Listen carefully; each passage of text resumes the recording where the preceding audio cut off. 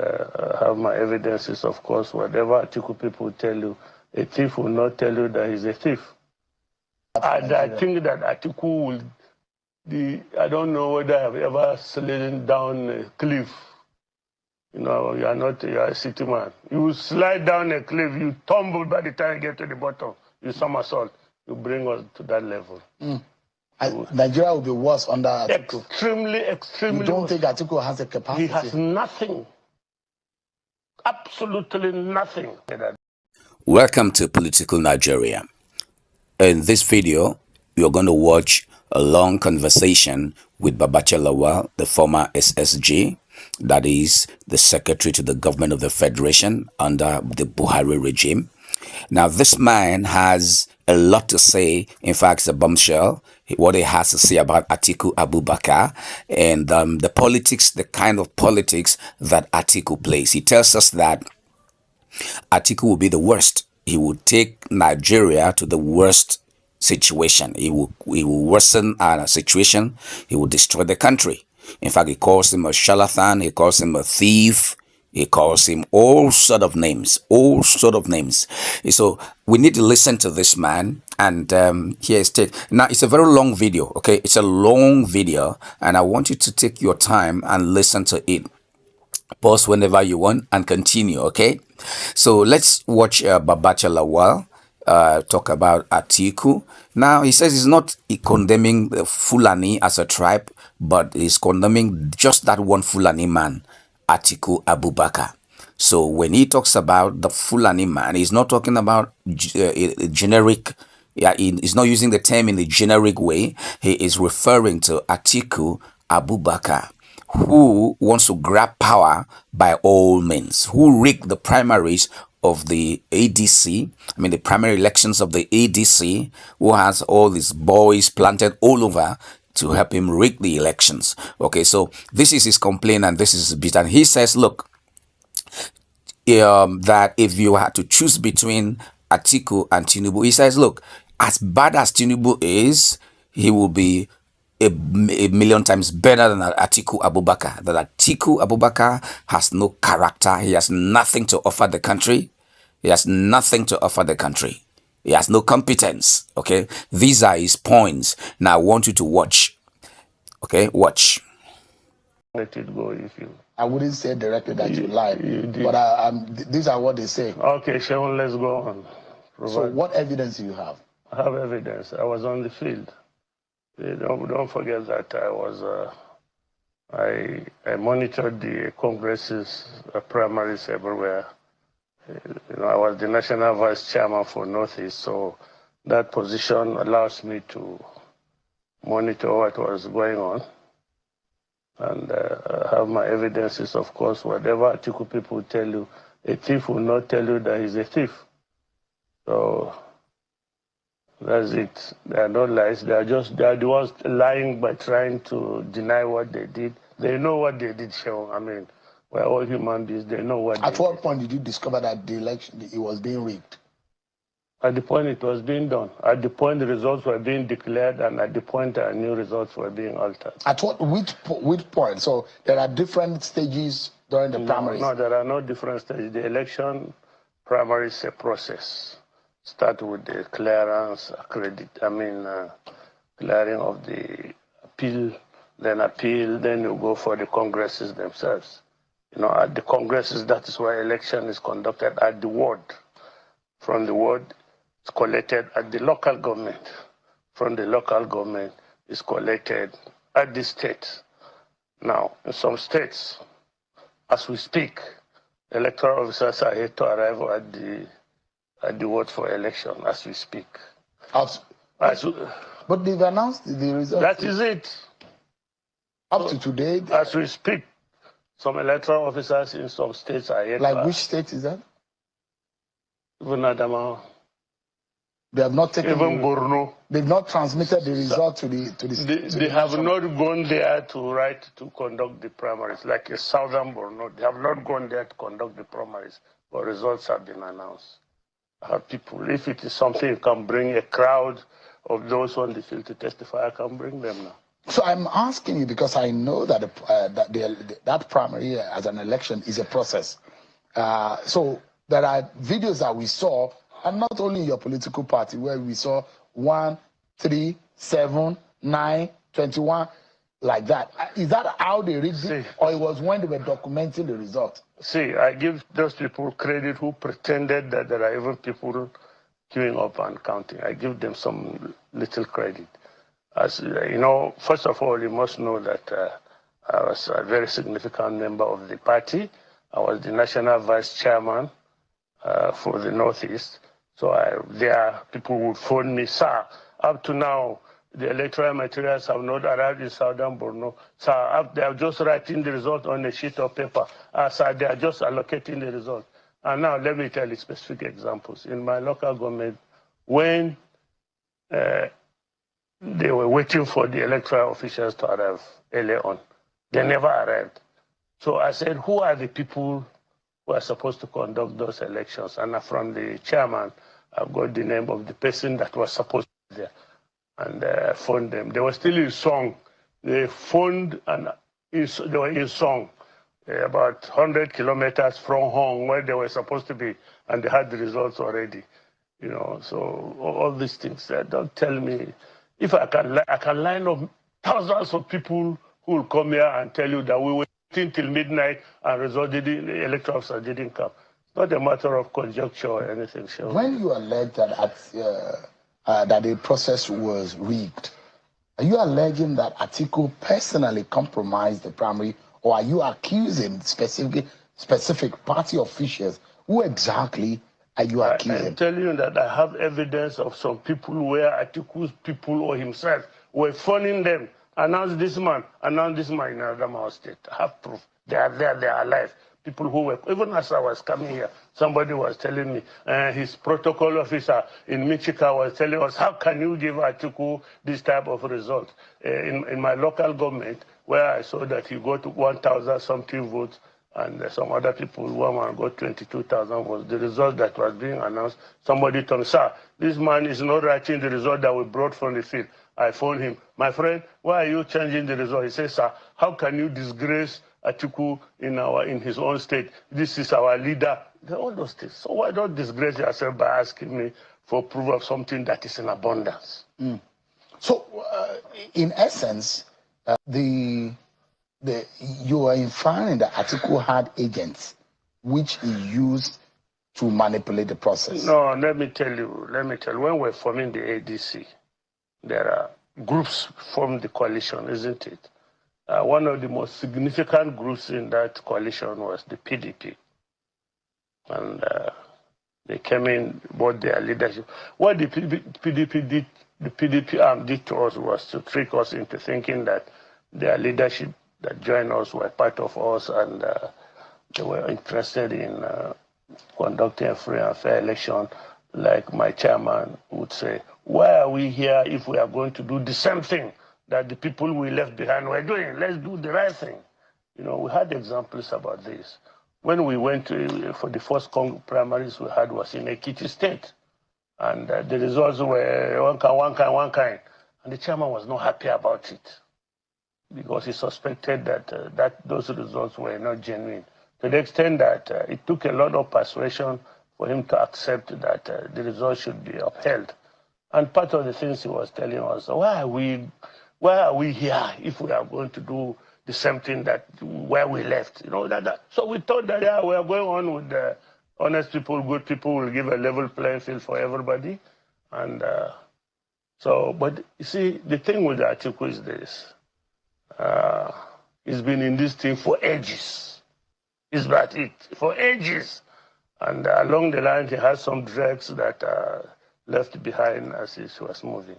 And he had all these people with PDP tendencies lying low in the ground, in the states, in the local governments, and everywhere. And they were just there. Eventually, all he needed to do was activate them. And then they caught everybody unawares. Did you ever think that Atiku was going to lose this primary, considering those he was in the race against Ayatollah? Do you have time? Amechi? I'll tell you. Do you have time? I'll tell you. we believed, definitely we believed, our own as leaders of the party was to create a level playing field for everybody. Now, as we're beginning to move on, the consensus within the party was we might be able to get a consensus. We had studies, all manner of studies that indicated the strengths and weaknesses of the people that were intending to be presidential candidates on our platform. We had that. And majority of those studies will tell you, for example, that yes, Atiku has name recognition, but it does not translate into votes. That 1, 2, 3 that I've seen, that I have them on my phone. When you have time, you get to see it. Independent studies and so on. But all we needed was to create a level playing field, not about who will win.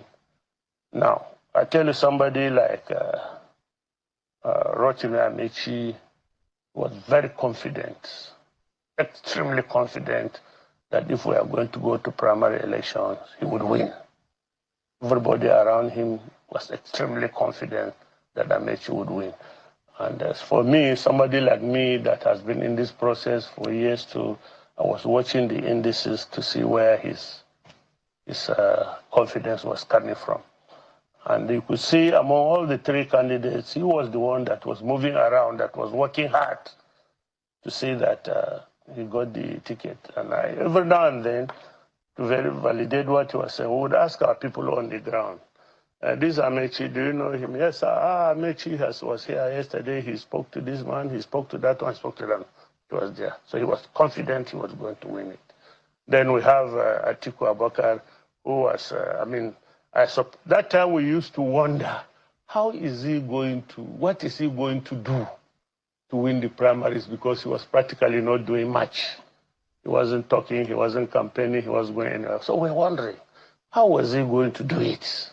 And we're watching out how it was going to be done.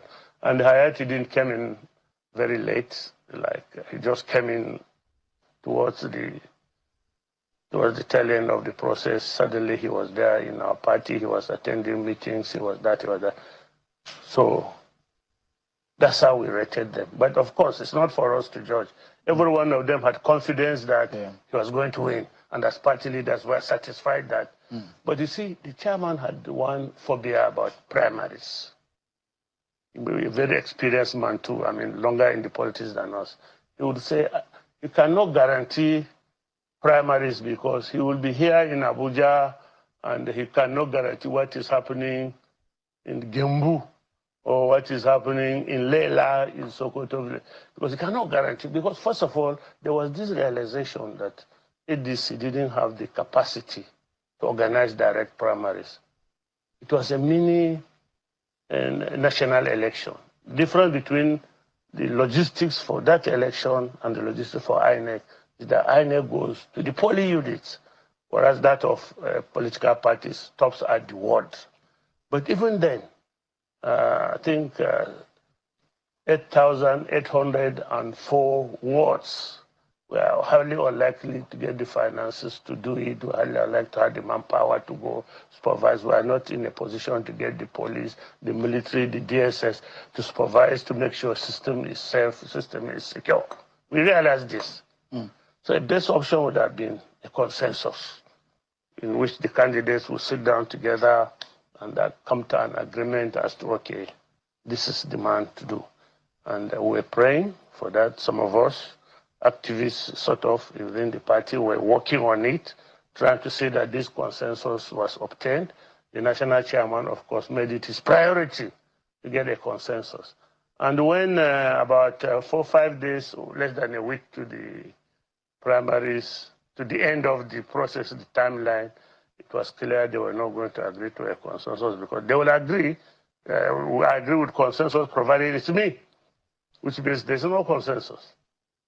So eventually, now reluctant say, well, that means we have to go to primaries that were ill-prepared. But in all of this, there are those who will say there is just a handful of people who understand how to win primaries more than Atiku Abubakar. There are those who say from the beginning, no matter who enters into the race, Atiku was going to defeat them. Atiku has never done primaries. Atiku does convention.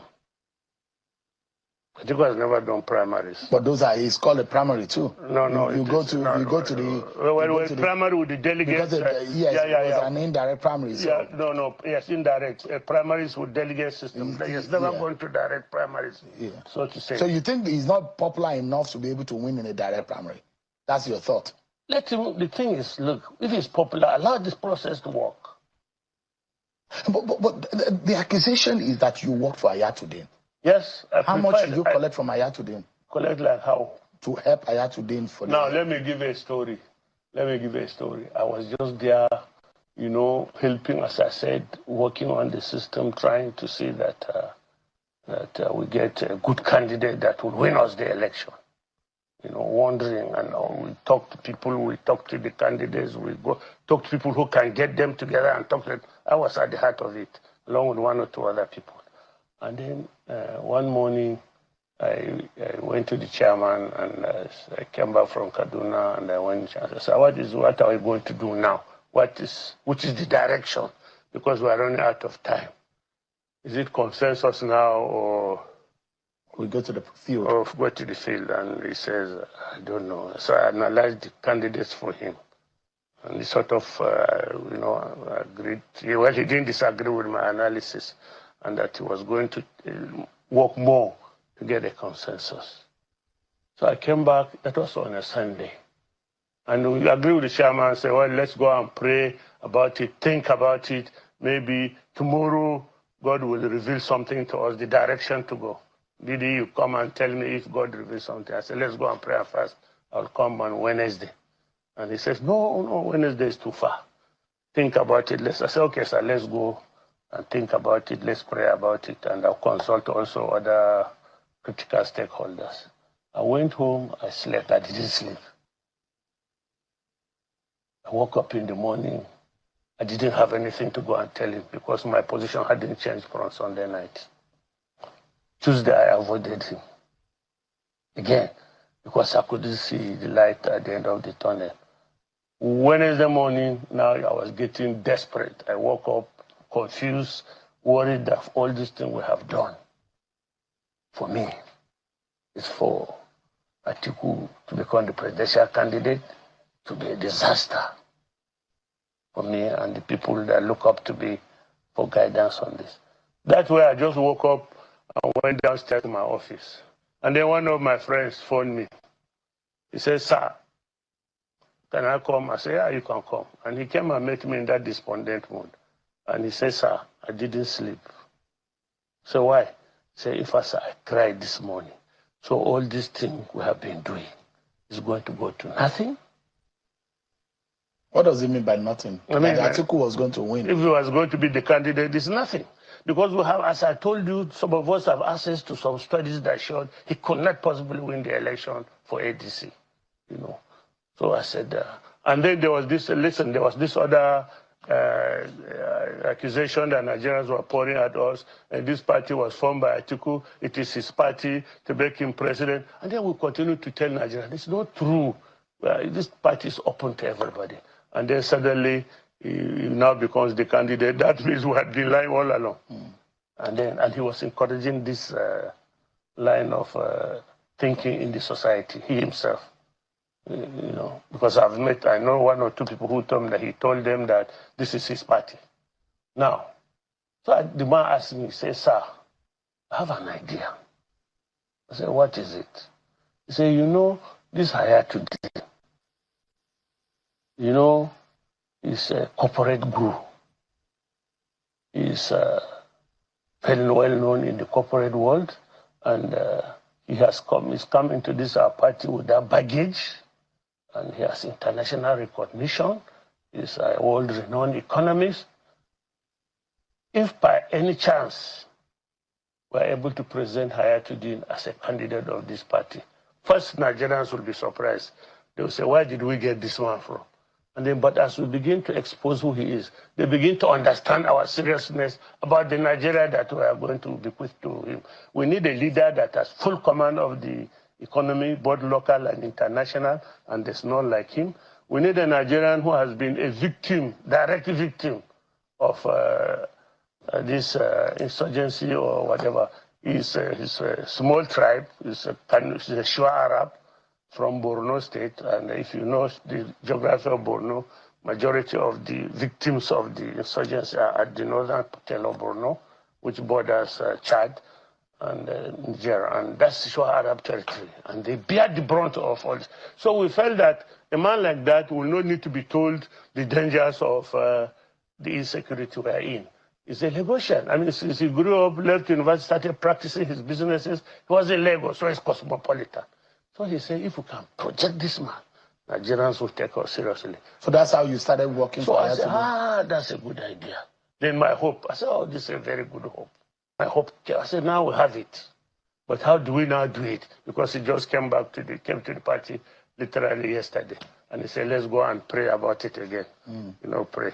Then tomorrow we meet. So you took money from Ayatollah. How much was money to do what now? To help him, logistics and mobilization. Did I tell you that man brought money? I didn't tell you. No, I'm asking you because the allegations from your party members, you took money and you did not let the money go around. Which money? That you only took hey, all my the money friend, look yourself. at it. If I want money to go into politics, I'll phone Bola Tinubu here, and I'm sure before I get home, they'll give me the money. Rather than take money from Ayatollah. If it is money I want in Did this you take money from Ayatollah? No. Not a dime. Ayatollah has no money to give now. But, I don't know whether he has. But what about the logistics money and the money that was meant for the organization and mobilization?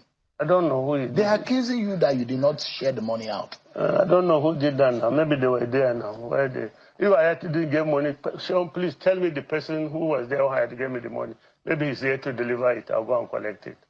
If you know anybody. So is that the reason why Ayatollah lost? Because he couldn't spend money? My problem, you don't listen much. It's not about money. It's a man who was offering himself and services, who was offering his competence, who was offering his experience. So he's more competent than Atiku? Oh, my God. They are not they cannot possibly be in the same boat. They cannot even be on the same sea, tomorrow boat.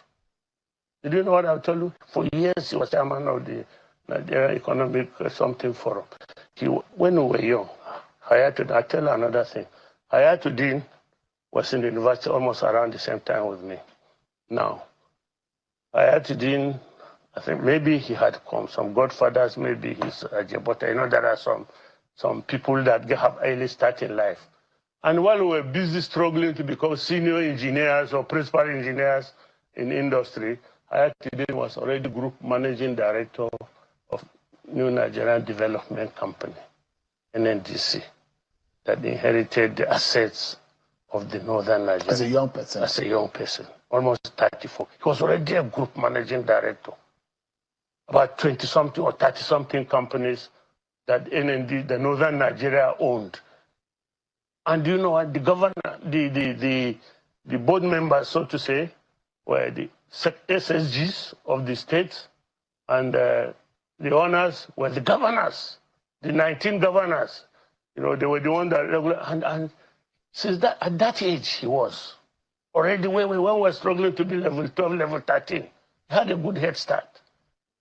Now, from there, he again later became managing director of FSB. I don't know, you were not born when FSB. Of course I you had it, but you were not born. It was Federal Service Bank. Yeah. You know, so he became, it was a comatose institution by then.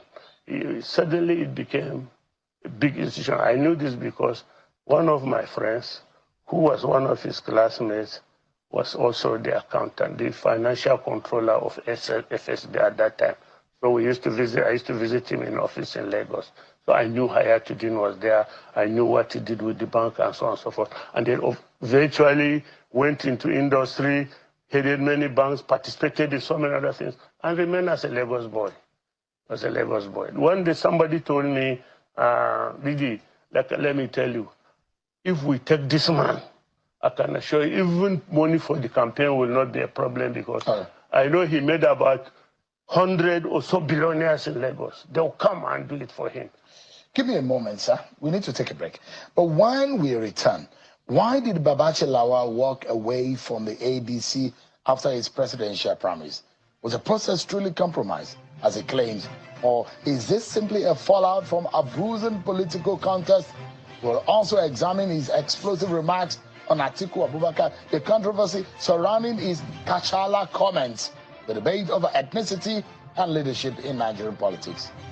We'll be right back, everyone.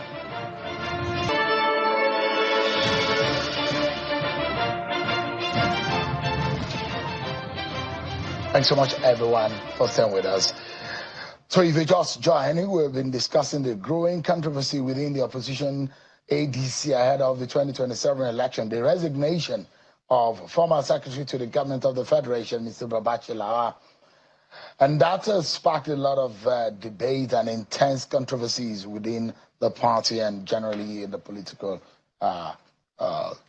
arena. Mr. Babachir Lawal is our guest tonight. Thanks so much indeed for your time.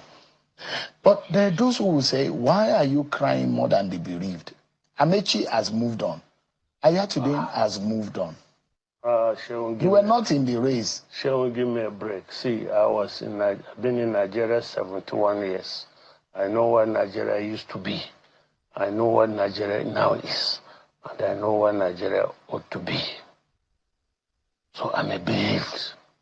I'm a bereaved from where I come from. Northern Adamawa home local government. At one time, for almost 2 months, I could not access my village because Boko Haram had overrun it. I know the consequence. Just last month, the next local government to me, they came in, invaded the village, killed 29 innocent villagers, burnt their houses, thatched roof, burnt their foodstuff, shot their animals, and left. Burnt their church and left. They took nothing. They just went there to kill. I'm bereaved. If I'm not brave, who will be bereaved? I'm bereaved. I want to bequeath in Nigeria to my people that good, that is working for them. I joined politics because of that. And you don't think Atiku can do that? I think that Atiku will. I don't know whether I've ever slid down a cliff. You know, you are a city man. You slide down a cliff, you tumble by the time you get to the bottom. You somersault. You bring us to that level. Nigeria will be worse under Atiku. Extremely You don't worse. think Atiku has the capacity? He has nothing. Absolutely nothing that I don't have. Have you sold out Babachir Lawal? To whom? To the They have government bias. power. As what? You were seen at, there is a video of you at Yenson. 2002. That's the video. No, the video was 2002 when Dogara and I went to Wike to solicit for his support for the anti-Muslim ticket that we were then fighting. That's what took us there. But let me show you what the Atiku Abubakar team... They are liars now. They can say anything they like. So let me show you. And they've responded to you. And they're saying that you're, some of the claims you make, they're not true. And let me see if I can read one or two of them. They've said that, for example, instead of addressing the issue of his ignominious role in presiding over a scam in which he allegedly extorted money to deliver the presidential ticket, but failed because those charged with the responsibility of conducting the election stopped him in the tracks, Babachir Lawal has resorted to personal attacks against Atiku Abubakar. Yes. What do you expect people that are dishonest, deceptive, without character or without... Oh, they say things like that. They concoct things like that. They are shameless. They can concoct it and say it to them. That is politics. Diversionary. The allegation was that you took money. You extorted money Don't give me to conduct that, to help Ayatollah. To do what? From who? Who gave me the money? Atiku? Is it Atiku that gave me the money? They say Ayatollah. Who did Ayatollah tell you? That's allegation. They are members of the party. Now you are saying without proof, without evidence, and you are here validating lies. I'm asking you. No, you are not asking. Because those are the allegations from their side. Validating lies. No, I'm asking you a question. Yes. And how do you and I've told you, for example, it's a lie. Mr. Lawal, you also have said that Atiku has not for once spoken up against the terrorism in the northeastern Nigeria. Yes. They say it's a lie. Tell me Look what. at it. They said, quote, despite the fact that Atiku Abubakar is Fulani from Adamawa in the northeast region, the ADC presidential candidate in the 2027 election has frequently spoken out and forcefully in condemnation of terrorist and banditry attacks and the escalating wave of kidnappings across Nigeria. And they gave nothing less than 15 different instances Atiku Abubakar has condemned terrorism, killings, and banditry in Nigeria. Quote one for me. And there's a few of them, and I can read them. Read one, just one. Now I'll read one for you. But I mean, why would you say he has not when he actually did? And there are lots of evidence. Just one now. I'll read one to you. You join them and become their propagandists, and I'll show if it pays more than this. It's not a matter of propaganda. I've seen statements which we have used in the news also, stating the fact that Atiku has spoken about insecurity. You are looking for it now, you can't even find it. Let me give you an example. I can give you an example off the cuff. I don't have laptop to do it. You can't find it, Sean. Now, let me tell you. Go ahead. When Deborah Samuel was brutally murdered in Sokoto, Atiku issued a press release condemning the action. The following day, he withdrew it and apologized and said it was his pressman that issued it without his approval. Let me give you instances where Atiku has spoken. Atiku condemned the rising terror attacks, called for urgent action. This was early this year. Atiku condemned rising insecurity in Nigeria, urges urgent attention. Atiku condemns the rising attack, urged federal government's urgent action on insecurity in the Northeast. Atiku condemned terror attacks on Borno. Just stop and there are long lists that have been published in the media. Just stop there.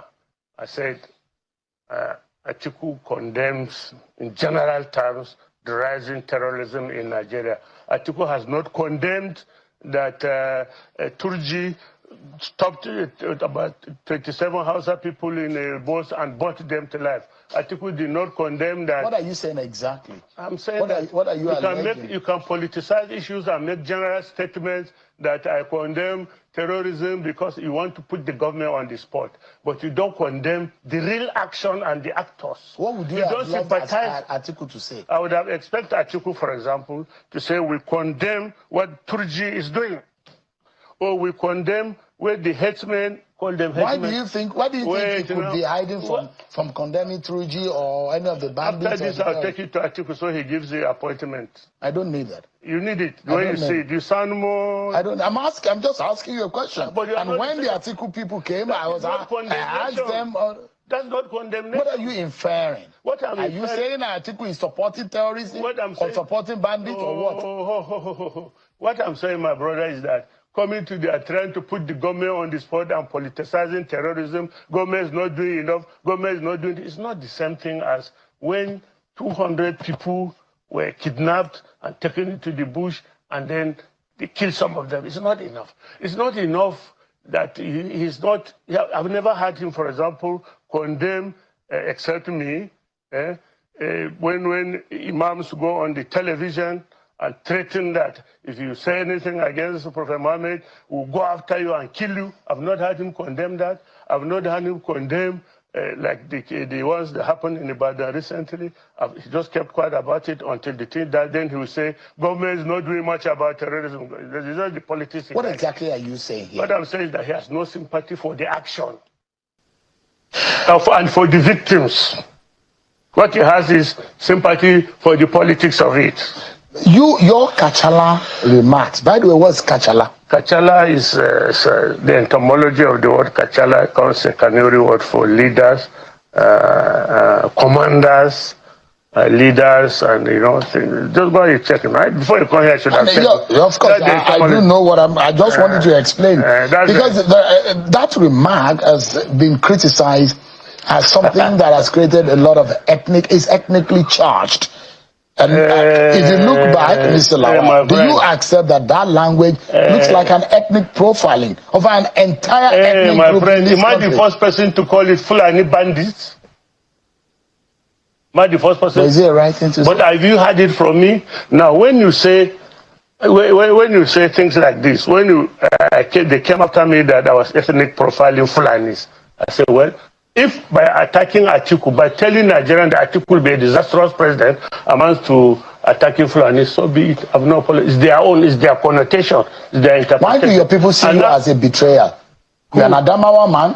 Atiku is an Adamawa man. So and you are calling. Why are you demarketing Atiku Abubakar? Because that's what your people how am I betraying? You are bringing your own man down. Adamawa people are saying you have betrayed them. You are bringing your own. So Nigeria is now all about tribalism. It's all about tribe. It doesn't matter what I suffer at the hands of somebody from Adamawa. It doesn't matter when I'm scared that a charlatan from Adamawa will end up with the powers of this country. How would you refer to Atiku as a charlatan? My friend. A former vice president. It's by what? He didn't win the election. He was appointed just like I was appointed AGF. The man who won the primaries, took him as a vice president. The man won his election. He won the governorship election before he was taken as a vice president. He won the governorship election when they rigged out by Balatakaya. You are not Adamawa man. Don't go into history. You don't know. That's the problem, you see. But that's a fact. From here, from that's a fact. That's a fact. That from where? Why are you being more factual? Was he announced as a winner or not in Adamawa at that election? But I know what happened there. The guy has been at it all his life. An election rigger. What is the problem? What you think he is? He did that Balatakaya for that election. That's been all. We are Adamawa indigenous. We know ourselves. But those who say Atiku was a very good vice president. To whom? Disagree. When Obasanjo gave him the authority to practically run the government, how did it end up? They ended up as friends, Abi.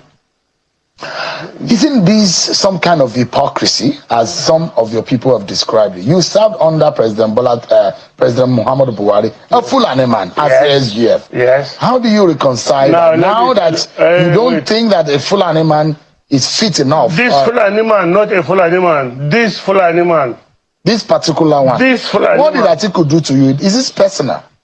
How can it be? I told you that all my life, I want Nigeria to be good. I can see, I can prophesy. I can see the danger we are going into with our eyes closed by making this man a president. I can see it. And it's incumbent on me to point it out, whether you like it or not, whether you call it ethnic profiling, whether you call it lying. It's my duty. I think I was born for a time like this, and I have no apologies to make. I will point out to Nigerians the dangers that an Atiku Abubakar presidency would pose to this country. It's one vote I have. I'll use that vote. You've been wrong before. You said Bola Tinubu will not win. He won. Did he win? He rigged it. He wrote it. Why are you sitting here and say Bola Tinubu won election? But he was declared a winner. The court, INEC said he won. Declaring somebody the court in the first place said he won. Supreme Court said he won. I'm talking English grammar. I'm talking facts. No. Let's talk English grammar. You won means you won. You are declared is a different thing. That you won and that you are declared winner is not the You said ADC should not field. If they want to win the election, is there? And you think that you said that it will be defeated. But what are the facts? They have the facts with them now. That Atiku will. They have studies. You think Tinubu will defeat Atiku? They have studies, surveys that give them the results. If you are not working with Atiku, are you able to work with Peter Obi? Can't I stay in my house and watch? I'm just asking you. No, but you are making it look like we must always. I'm asking for your options. My options are there. First of all, I'm back to the farm now. I'm so happy that this year, because I'm there watching the planting, I've been able to plant 400 hectares of land with granite because I was there. Because I'm there, I've been able to see my cows now deliver. Because I'm there, I've been able to see quite a lot of things happening. I can decide, as I told you before, I can decide to devote myself to church. If Atiku wins this election, what would you do? What will I do? I'll wait him out, and then I'll watch you, miserable, regretting, wishing it had not been so. On this 20 election, my last question to you will be on the 2027 election. What will be your final word? You said Atiku is not the right man. You say Tinubu is not the right man. Who could now be who is the saint for Nigerians to turn to? Who? Do you know what Morton's fork is? You want to know my speeches I wrote? I see myself like we're at a Morton's fork. In a Morton's fork, you are between the devil and the devil. You turn right, you say a devil. You turn left, you say a devil. And you must go somewhere. You cannot go forward. What you therefore do is look for a lesser devil. Because even in the satanic world, devils have categories. So I look at this thing. I said it. I said, if it must be therefore a choice between Atiku and Bola Tinubu, I believe that Bola Tinubu's presidency would have been as bad as it is now.